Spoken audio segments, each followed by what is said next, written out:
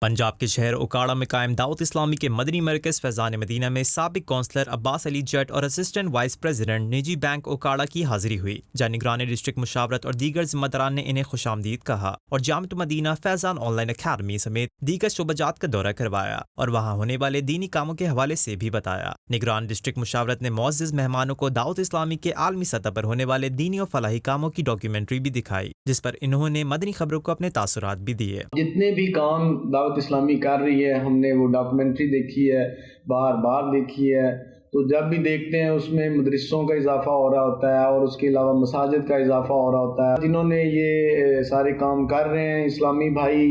یا دیگر جو مخیر حضرات ہیں، جو بھی دوست کر رہے ہیں، وہ میں سمجھتا ہوں کہ وہ خوش قسمت ہیں۔ آج مجھے وہ بہت اچھا لگا کیونکہ آج مجھے اس کو ڈیپلی دیکھنے کا موقع ملا۔ میں نے تمام شعبہ زندگی کا دورہ کیا، یہاں پہ دیکھا ہے سب کو،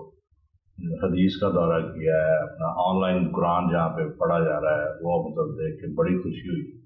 وہاں پہ وہ جتنے اسٹوڈنٹس پڑھ رہے ہیں ان کو دیکھ کے مجھے بڑی خوشی ہوئی کہ دعوت اسلامی ایک ایسا کام کر رہی ہے، میرا خیال ہے کہ آج تک کسی نے سوچے بھی نہ ہو۔